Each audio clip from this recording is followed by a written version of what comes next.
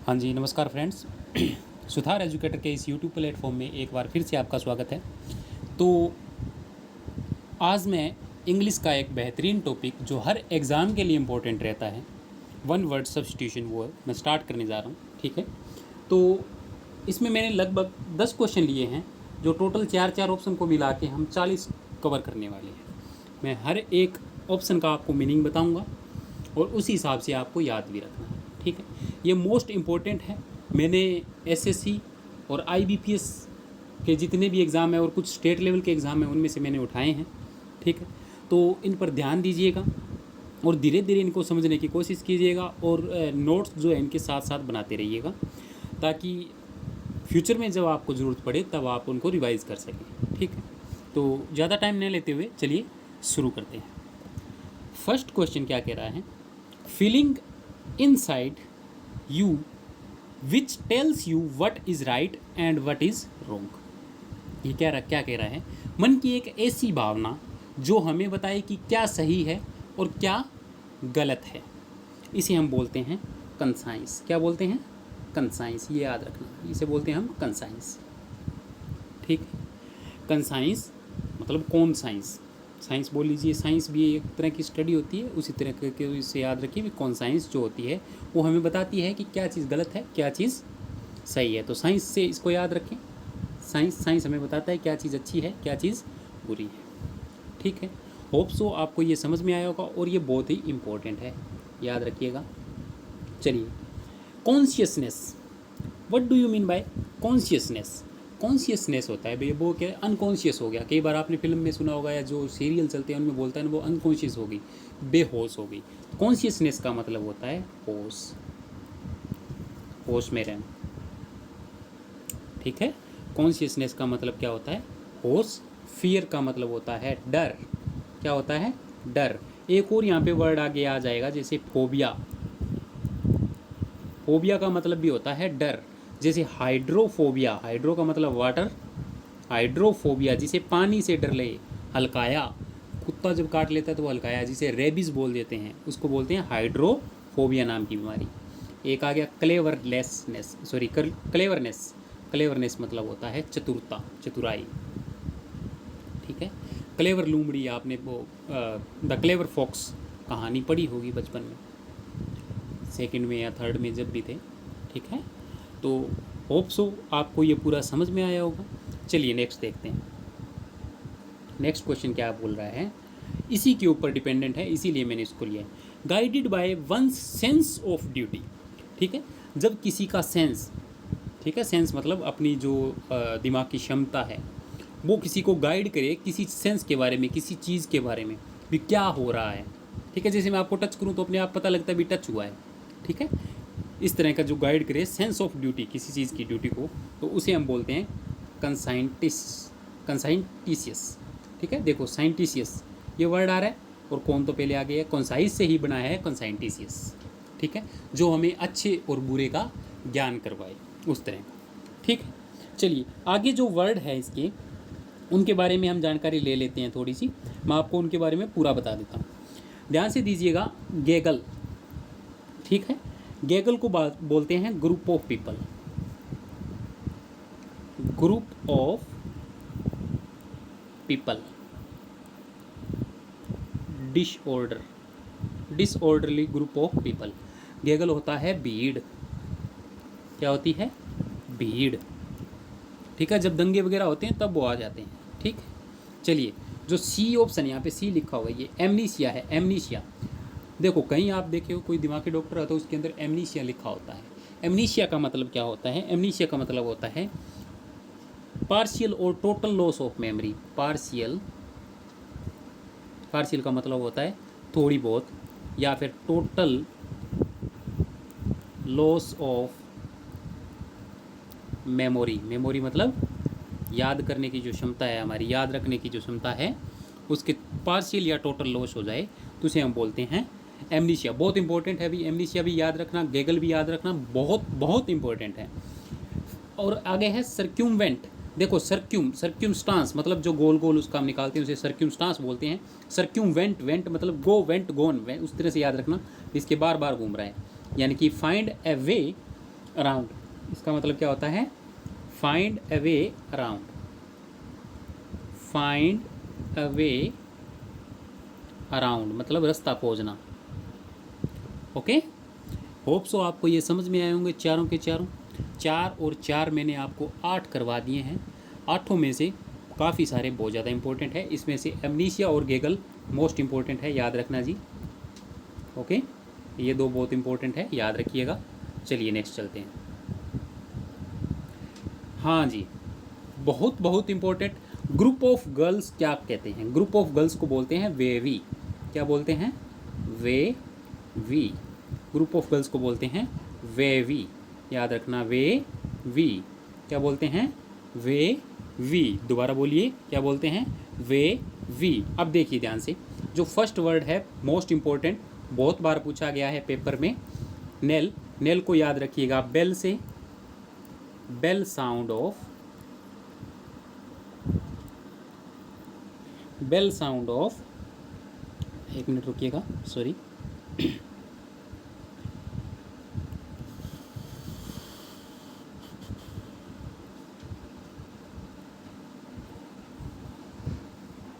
Bell sound of death और funeral, death और funeral. देखो, जब फ्यूनरल पे जो घंटियाँ बजाई जाती है चर्च के अंदर, या जब हम मतलब अर्थी को लेके जा रहे होते हैं तो वो पंडित जी घंटी लेके बजाते हुए चलते हैं, तो जिस तरह की उसकी जो बेल साउंड होती है उसको हम बोलते हैं नेल।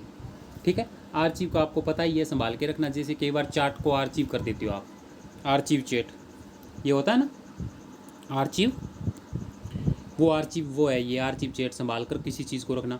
इनुई बहुत बहुत इंपॉर्टेंट वर्ड है भाई, ठीक है। इनुई, ई नुई, ई नुई, ई नुई, इसका मतलब होता है फीलिंग ऑफ डिससेटिस्फैक्शन, डिससेटिस्फैक्शन, साथ साथ लिखिएगा, फीलिंग ऑफ डिससेटिस्फैक्शन को हम बोलते हैं इनुई। दोबारा पढ़िएगा, feeling of dissatisfaction is called ennui. बहुत इंपॉर्टेंट वर्ड है, इसमें तीनों को याद रखना है। ग्रुप ऑफ गर्ल्स को बोलते हैं हम वेवी, नेल होता है बेल साउंड, आर्चीव किसी चीज़ को संभाल के रखना, इनुई फीलिंग ऑफ डिससेटिस्फैक्शन। ओके, चलिए नेक्स्ट देखते हैं। हाँ जी, बहुत बहुत इंपॉर्टेंट, मोस्ट इंपॉर्टेंट, 3 स्टार आप इसके ऊपर लगा लें। फियर ऑफ स्नैक्स, सांपों का डर बोलते हैं हम ओफनियोफोबिया, ओफनियोफोबिया, ओफनियोफोबिया, ओफनियोफोबिया। ठीक है, चलिए नेक्स्ट क्वेश्चन, एसएससी का सबसे important question, Acro. Acro means fear of height, fear of height is called acrophobia. क्या बोलते हैं? एक्रोफोबिया। सी ऑप्शन, इसको ये सी को हटा दीजिए, जीनोफोबिया। जीनोफोबिया मतलब fear of, fear of, sorry fear नहीं आएगा यहाँ पे, एक सेकंड रुकिए, बता रहा हूँ।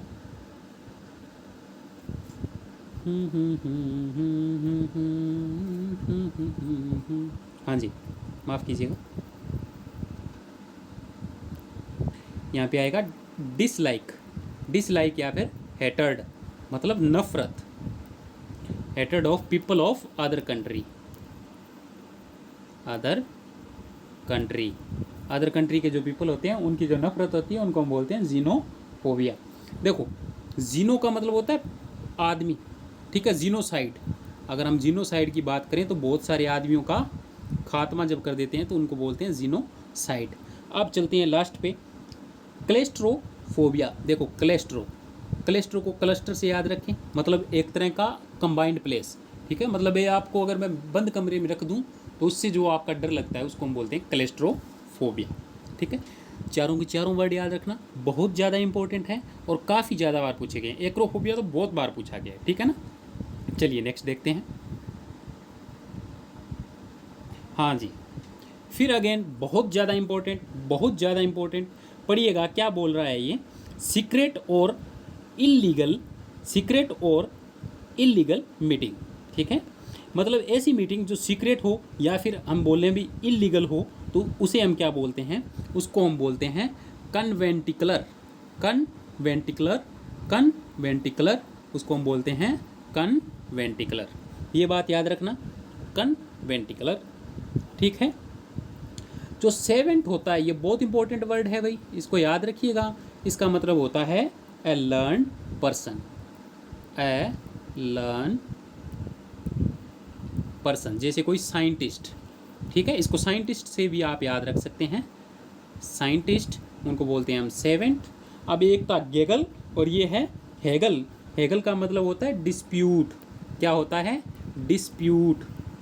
डिस्प्यूट मतलब किसी बात के लिए दंगा हो जाना या फिर दोनों के बीच में मतभेद, डिस्प्यूट।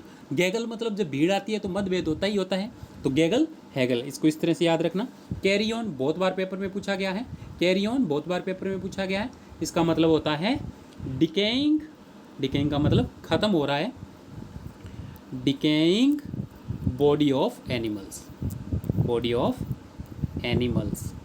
देखिए इस पे लिखने में थोड़ी मुझे परेशानी आ रही है क्योंकि अभी मेरी प्रैक्टिस हुई नहीं है, भी इसको लिखना कैसे है, ठीक है ना। तो जो मैं बोल रहा हूँ उसके ऊपर आप प्लीज़ ध्यान दीजिएगा, ठीक है। धीरे धीरे ये मेरी सुधर जाएगी, उसके बाद आपको भी कोई परेशानी नहीं आएगी। चलिए नेक्स्ट क्वेश्चन देखते हैं। बहुत इम्पोर्टेंट, मोस्ट इम्पोर्टेंट, बहुत बार पूछा गया है और अक्सर पूछा जाता है, बहुत बार इसे रिपीट भी किया गया है। तो इस क्वेश्चन को ध्यान से और अच्छे से समझना। क्या बोल रहा है? A story that express idea through symbol.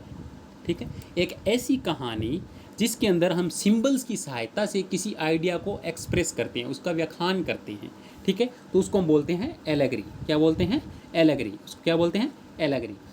Anomaly क्या होता है? किसी चीज़ में गलती। क्या होती है? गलती। ठीक है, एनोमेलस हम बोलते हैं ना, एनामेलस बिहेवियर। ठीक है ना, एनामेलस गलती, जो गलतीपूर्ण व्यवहार। ठीक है। एलमेनाक सबसे इम्पोर्टेंट है। एलमेनाक क्या है? एलमेनाक सबसे इम्पोर्टेंट इसमें है। और इसका मतलब क्या होता है?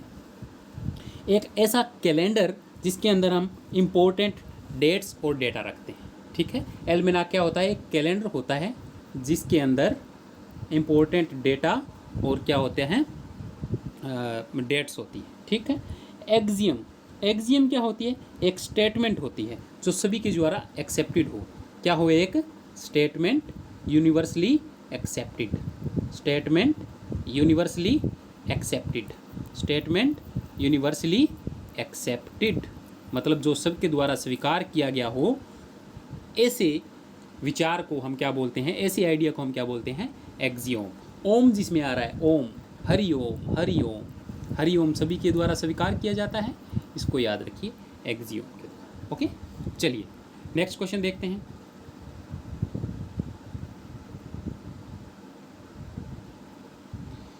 बहुत ज़्यादा इम्पोर्टेंट, क्या बोल रहा है? देखिए पढ़िए इसको। The state of quality of being serious and dignified, the quality of being serious and dignified, इसको हम बोलते हैं सोलेमिनिटी। याद रखिए, अभी पेपर के अंदर पक्का ही रिपीट होगा, किसी ना किसी एग्ज़ाम के अंदर पक्का इसको पूछा जाएगा। ठीक है, याद रखिएगा, मैं 5 स्टार लगा रहा हूँ, बहुत ज़्यादा इंपॉर्टेंट है। The state of quality of being serious and dignified, एक ऐसी स्टेट या एक ऐसी स्थिति जिसके अंदर कोई इंसान सीरियस और डिग्निफाइड महसूस करता है, उसको हम बोलते हैं सोलमेनिटी। क्या बोलते हैं? सोलमेनिटी। ठीक है, आगे है पालावर। ये भी काफ़ी इंपॉर्टेंट वर्ड है, पालावर, जिसका मतलब होता है लॉन्ग डिस्कशन। क्या मतलब होता है जिसका मतलब? लॉन्ग डिस्कशन, बहुत लंबी चलने वाली डिस्कशन जिसका कोई निष्कर्ष ना निकले, उसको बोलते हैं पालावर। ठीक है। एक है बर्बल। क्या है? बर्बल। बर्बल का मतलब होता है कॉन्टीन्यूअस नॉइज़, किसी चीज़ की कॉन्टीन्यूअस नॉइज़, कॉन्टीन्यूअस नॉइज़, बहुत ज़्यादा लगातार जो आवाज़ आ रही है उसे हम बोलते हैं बर्बल। ठीक है, बर्बल। अब रह गया हमारे पास रिगमेरोल। रिगमेरोल, रिगमेरोल। ठीक है, ये रिगमेरोल क्या होता है? ये एक कॉम्प्लिकेटेड और लेंथी प्रोसीजर होता है किसी चीज़ का, लेंथी एंड कॉम्प्लिकेटेड प्रोसीजर। जैसे हम मान लेते हैं भी कोई सरकारी काम कर रहे हैं या मैंने मेडिकल ही क्लेम करना है, तो पहले मैं उसकी फ़ाइल बनवाऊंगा, फिर उसको जमा करवाऊंगा, उसके बाद सीएमओ के पास जाऊंगा, ये बहुत ज़्यादा है ना, लेंथी प्रोसीजर होता है। तो इसको हम बोलते हैं रिग मेलोर, यानी कि reimbursement of medical claim is a very rigmarole procedure. ठीक है, आप इस तरह से इसको याद रख सकते हैं। चलिए नेक्स्ट देखते हैं। नेक्स्ट क्या बोल रहा है, एन अब्सर्ड और comically exaggerated imitation of something specially in A literary और ड्रामेटिक वर्क। इंपॉर्टेंट नहीं है, फिर भी याद रखिएगा, एक बार पूछा गया है, एक बार तो दोबारा भी पूछा जा सकता है, पर मुझे इतना इंपॉर्टेंट नहीं लगा। इसका मतलब होता है वर्लसेक, एक ऐसी इमिटेशन मतलब नकल की गई जो लिटरेरी के अंदर मतलब जो लिटरेचर के अंदर जो नकल होता है उसकी वर्क को हम क्या बोलते हैं, वर्ल सेक, उसको हम बोलते हैं वर्ल सेक। हाँ जी, ये वर्ड याद रखिए, गनेरली बहुत इंपॉर्टेंट है। इसका मतलब होता है dangerous and challenging, dangerous and challenging, dangerous and challenging.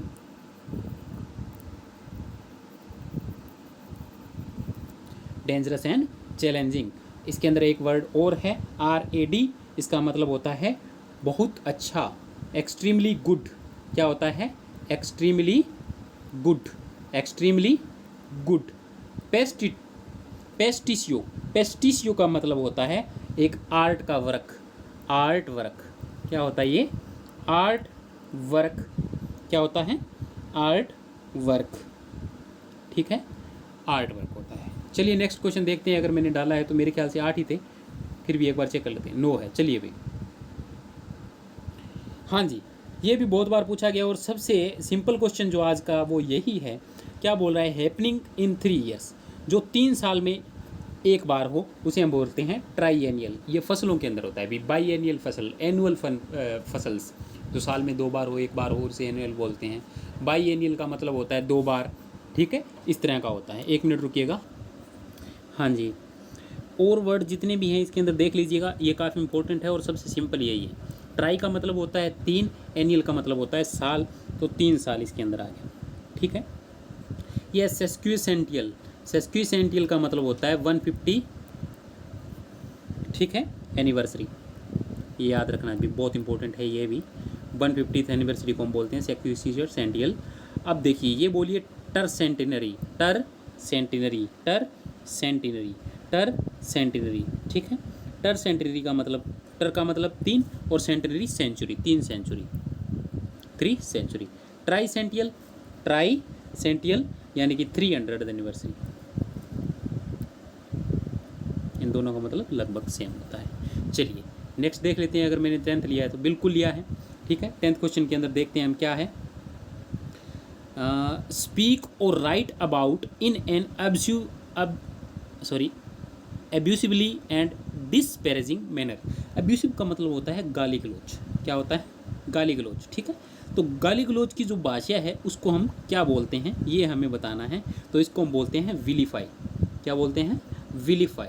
क्या बोलते हैं, विलीफाई। मोस्ट इम्पोर्टेंट, इस वर्ड को याद रखिएगा, कहीं ना कहीं आपको ये जरूर मिलेगा। बहुत बार रिपीट हुआ है, हर बार मोस्टली पूछ लिया जाता है, तो इसको याद रखिएगा।